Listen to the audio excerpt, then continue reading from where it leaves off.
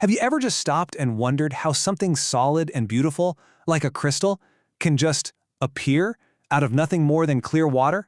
Well, it's not magic, I promise you. It's an invisible chemical process, this constant push and pull that is shaping our world in ways you would not believe. And today, we're going to pull back the curtain on this incredible force of nature. So here's our game plan for this explainer. We're going to start with the magic of how a world can literally emerge from water. Then we'll zoom in on the microscopic dissolving dance. We'll find that all-important tipping point, learn how to predict when solids will form, see it in action in the real world, and then we'll uncover a chemist's secret trick for controlling the whole shebang.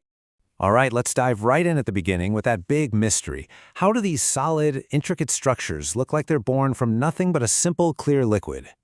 I mean, just look at this. This is the mineral fluorite. It forms deep inside the Earth when these tiny dissolved particles, ions of calcium and fluoride, completely invisible in groundwater, suddenly decide, hey, let's get together and create this stunning solid crystal. But how? How do they know when it's time to build? What's the trigger? What's the invisible signal that tells all those free-floating particles to stop drifting and start building something solid? That is the big question we are here to answer. You know, to really get how solids form, we kind of have to work backwards and understand how they dissolve first. And here's the thing. It is not a one-way street. It is a constant, dynamic dance happening at a level you can't even see. The key concept here is something called solubility equilibrium, and the word to really focus on is dynamic. That means even when a solution looks perfectly calm and still, on a molecular level, there's a crazy amount of action going on. Particles are dissolving into the water at the exact same speed that other particles are leaving the water and becoming solid again. And this equation right here, it illustrates that process perfectly. This is for silver chloride in water. See those double arrows? That's the secret sauce. The arrow pointing right shows the solid dissolving into ions. The arrow pointing left shows those same ions crashing back together to form a solid. It's a constant, balanced, two-way street. Here's a really great way to picture this. Imagine a totally packed dance floor. It's saturated. There's just no more room. But the music's still playing, right? The dancing doesn't stop. For every new couple that manages to squeeze onto the floor, another couple has to leave to make space. The total number of dancers stays the same, but the individuals are always changing. That's solubility equilibrium. So, if everything's in this perfect balance, what causes it to tip? What makes a bunch of solids suddenly just appear out of nowhere? Well, for that, we need a rule book. We need a specific number that tells us exactly how crowded that dance floor can get before it's officially full. And that number, that is the key to everything.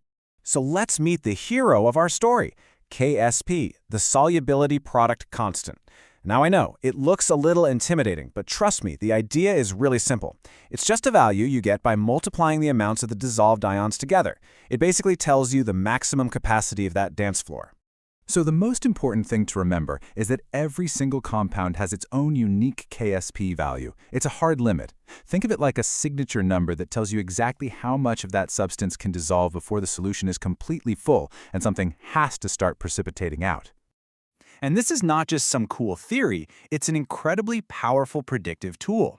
Using KSP, we can basically become chemical fortune tellers, calculating the exact moment a solid is going to rain out of a perfectly clear solution.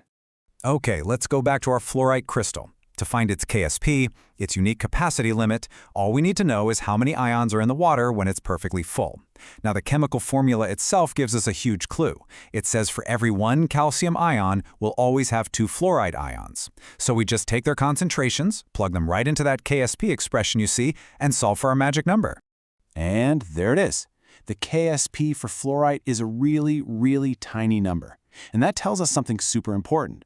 Fluorite is a sparingly soluble salt.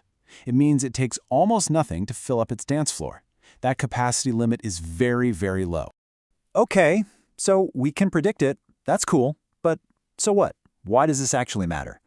Well, it turns out this invisible force is being used all around us, in medicine, in industry, and even to protect the environment. And the rule for predicting it is dead simple. We take a snapshot of a solution at any given moment and calculate a value we call Q. Now, if Q is less than the KSP capacity limit, hey, no problem, more stuff can dissolve. But if Q is greater than KSP, you are over the limit. Precipitation is gonna happen, guaranteed, until that balance is restored. For example, you know when you get certain X-rays and have to drink that chalky stuff? That's a barium sulfate suspension. Now, barium by itself is pretty toxic, but barium sulfate has an incredibly low KSP. That means it's so insoluble, it just coats your digestive tract without ever dissolving into your body, which lets doctors get a really clear and safe picture.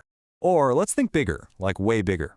Too many phosphates in our wastewater can really harm the environment, so at treatment plants they add lime. This reacts with the phosphates to form a new compound that has a super low KSP. This forces the phosphates to precipitate out as a solid, which they can then just filter out. It's a brilliant way to protect our rivers and lakes. And here's one I bet you've seen before. For your blood to clot, it needs calcium ions. Well, the purple tops on these blood collection tubes contain something called oxalate ions.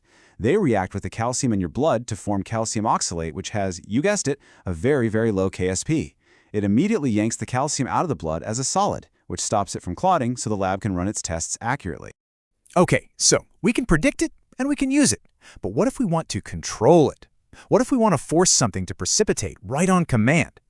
Well, it turns out there's a cheat code for that. So how can we actively mess with this equilibrium?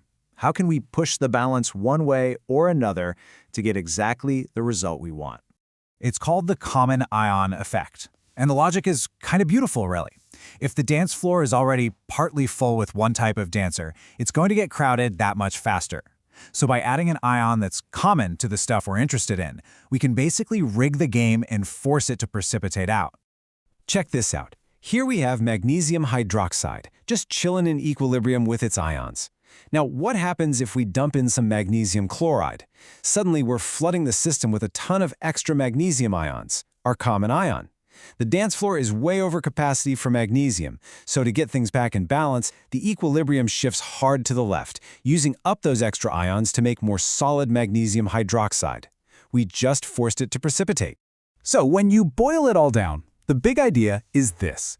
We have learned to master this invisible force, controlling when solids appear from and disappear into liquids. It really makes you wonder, what other fundamental forces of nature are we already bending to our will every single day, maybe without even realizing it?